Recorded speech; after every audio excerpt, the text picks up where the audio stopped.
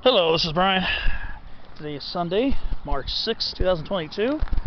I'm in the city of Orange, along Cannon Street, here in the Modena Hills, right near an extension of Santiago Oaks Regional Park.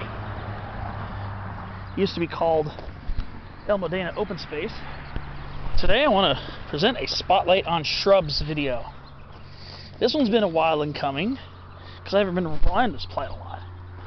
Today, I want to focus on Brittlebush, or desert Brittlebush.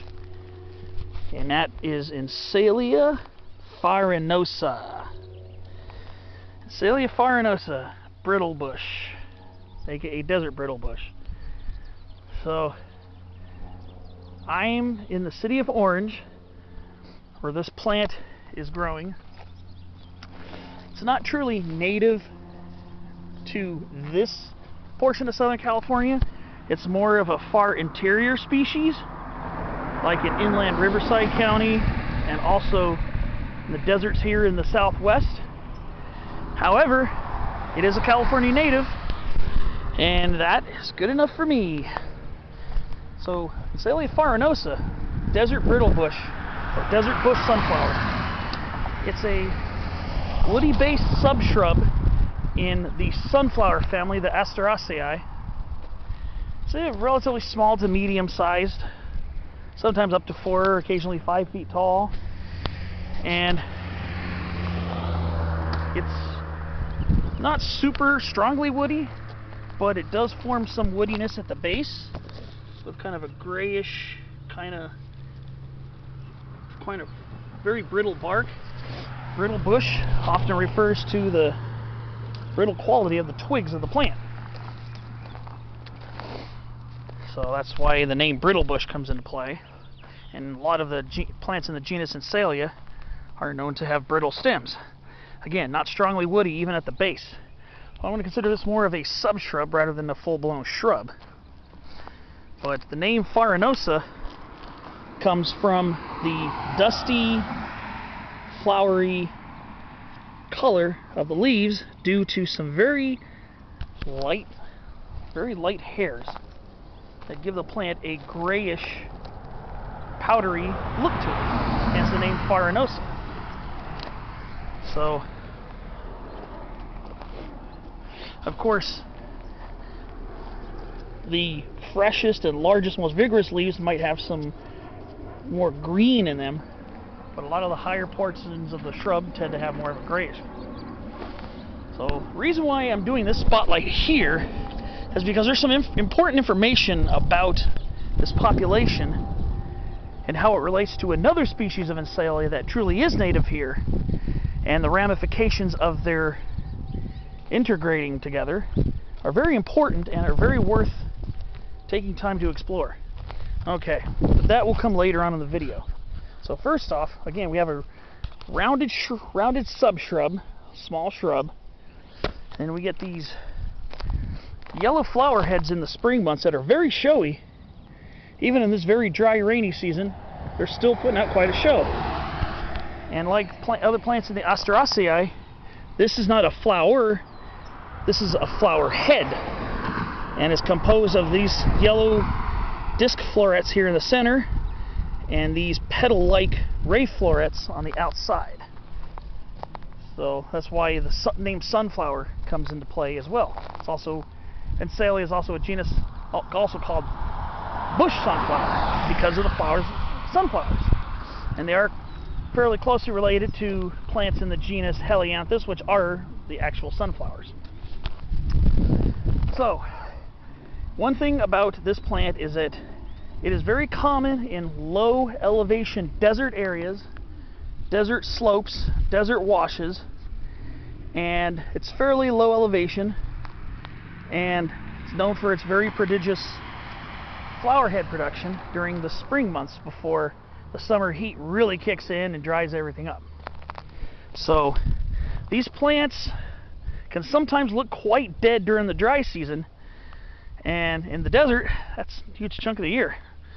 Here in the coastal lowlands, it's also quite a large chunk of the year. So these plants can look quite dehydrated and almost dormant, or almost dead-like, during the driest portions of the year. And that's just an adaptation to survive the driest weather conditions. And so during the summer months, especially where summer is completely dry, these plants can look quite decrepit.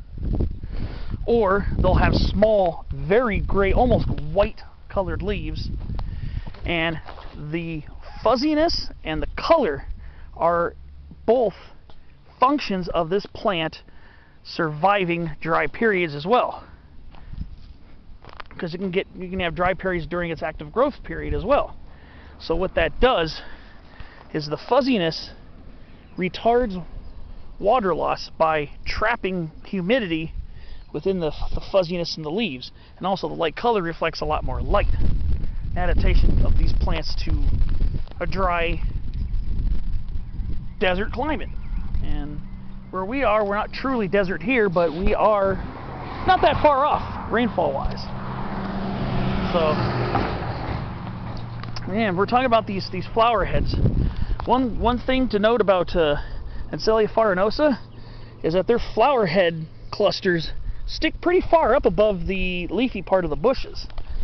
You can see this one sticks up about 8 inches above the leafy part of the subshrub. And that's a pretty common trait, sometimes good at helping identify Encelia farinosa from other species of Encelia that are sometimes found in desert areas that also have an element of grayish, whitish color in their leaves as well. There are a couple of those, like Encelia actini, Encelia frutescens, and a couple other ones that are found in interior locations that might also have some grayish color in their leaves. But now, back to the leaves themselves. The leaves are they're kind of broad at the base before the really thick petiole. Got a really wide petiole, and then it tapers off to a point at the end. And then sometimes the edges have a little bit of teeth along them. Sometimes they're a little wavy. Sometimes they have little teeth along them. And those are typically the leaves that are lower down. And this is pretty much the case in a lot of Asteraceae. The leaves lower down tend to be larger than the leaves up above. You can see here, these leaves are a little bit smaller. And these leaves are quite a bit larger. So, and again, like I said, the flower stalks, the inflorescence stalks stick pretty high up above the leafy portion of the bush. And again, that's one of the identifying features, especially important when we're going to be talking about something else in this area too. So you can see these sunflower, really flower heads, have yellow disc and yellow ray florets. And that's also going to be quite important because there's another species of Encelia right next to us. So again, here's Encelia farinosa. Look how far out they stick, the flower heads. Now, we also have Encelia californica, California bush sunflower. Did a spotlight on this in April of last year. Now, Encelia californica, the flower heads don't stick as high up above the leafy portions of the bush. And also, the disc florets, the center florets, the disc florets are darker, like a brownish color, and you got the yellow ray florets here. So this is Encelia californica. So we got two species of Encelia. The Encelia farinosa, which is establishing here in this area, very well I may add. Encelia farinosa,